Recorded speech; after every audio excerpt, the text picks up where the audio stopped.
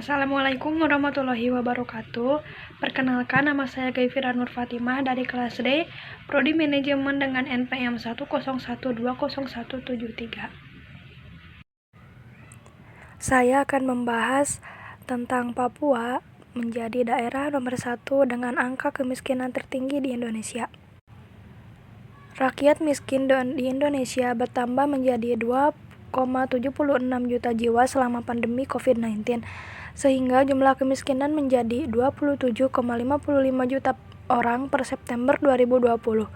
Secara persentase, kemiskinan ini naik 0,97% dari 9,22% di September 2019 menjadi 10,19% per September 2020. Dari data BPS, salah satu provinsi paling miskin di Indonesia adalah Papua. Papua mencatat presentasi kemiskinan mencapai 26,8% atau jauh lebih tinggi dari penduduk miskin nasional. Kemudian disusul oleh Papua Barat yang tercatat sebesar 21,7% jumlah rakyat miskinnya dari total penduduknya. Salah satu isu masalah dalam perekonomian yaitu banyaknya pengangguran. Pembangunan ekonomi suatu daerah tidak terlepas dari masalah pengangguran dan masalah tenaga kerja. Seperti yang kita ketahui bahwa tenaga kerja merupakan salah satu faktor terpenting selain modal dan mempengaruhi dan menentukan output, dalam hal ini pertumbuhan ekonomi daerah.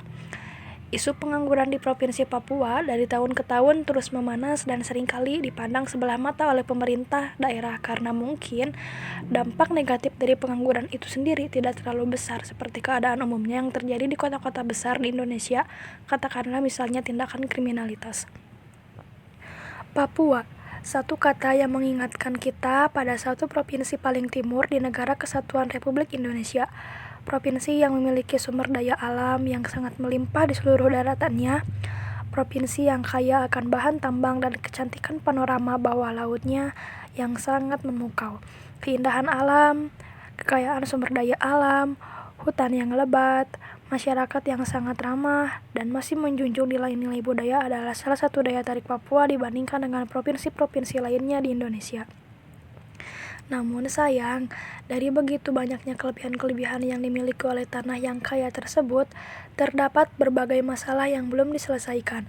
Sebagai contoh adalah masalah dalam pertumbuhan perekonomian.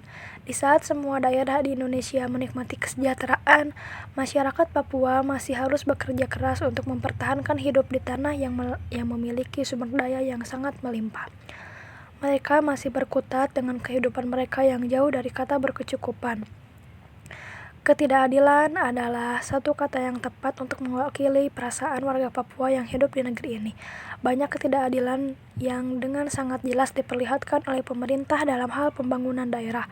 Pemerintah terkesan tidak mau tahu akan pembangunan di Provinsi Papua.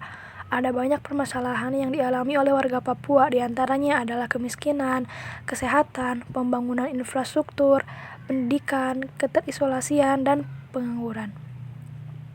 Salah satu faktor penyebabnya adalah sumber daya manusia yang minim sehingga kreativitas dan inovatif masyarakat juga minim.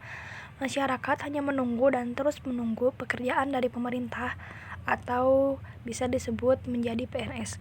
Jika seorang mahasiswa yang telah menjadi sarjana, dia akan memilih untuk menganggur sementara waktu atau pengangguran friksional sampai SK PNS didapatkan. Sementara jumlah PNS yang diminta sedikit dan diramaikan dengan praktik-praktik kecurangan yang terjadi sehingga peluang untuk menjadi PNS minim, maka pengangguran terus bertambah. Sementara mereka tidak memilih untuk terjun dalam dunia bisnis atau mencoba sesuatu yang baru dan hanya memberikan kesempatan bagi non-pribumi untuk menguasai sektor tersebut. Dan akhirnya muncullah pemikiran-pemikiran negatif terhadap saudara-saudara non-pribumi dan merasa miskin di tanah sendiri, padahal peluang terbuka lebar untuk melakukan hal itu. Lalu, bagaimana menyelesaikan permasalahan tersebut? Jika dilihat dari datanya, pengangguran di sektor perdagangan lebih tinggi. Hal ini berarti pemerintah harus melakukan sesuatu untuk mengurangi jumlah tersebut. Menurut saya, pemerintah perlu membuat beberapa kebijakan seperti membuka sekolah kursus keterampilan yang bersifat informal dengan tujuan dan harapan meningkatkan skill kewirausahaan, khususnya masyarakat pribumi yang menganggur. Pemerintah membuat peraturan daerah yang membatasi surat izin usaha tidak terlalu banyak guna memberi peluang dan ruang gerak kepada mereka yang setelah selesai mendapatkan bimbingan dan keterampilan kewirausahaan tersebut dan kemudahan dalam mendapatkan bantuan dana kredit dari bank yang telah ditunjuk oleh pemerintah daerah. Hal tersebut lebih baik bila dibandingkan dengan meningkatkan investasi, khususnya investasi pada sektor real. Memang benar, investasi akan menarik banyak tenaga kerja dan akan mempengaruhi pengangguran menjadi turun. Tetapi, melihat skill dan keterampilan masyarakat yang masih minim dan dihadapkan oleh berbagai masalah lain, seperti peraturan daerah yang menghambat aksesnya investasi dan masalah separatisme yang memberikan rasa kurang aman oleh para investor. Sehingga dengan demikian pengangguran di tanah Papua akan berkurang dan pembangunan ekonomi akan terjadi, tidak hanya pertumbuhan ekonomi. Mohon maaf bila ada salah kata. Wassalamualaikum warahmatullahi wabarakatuh.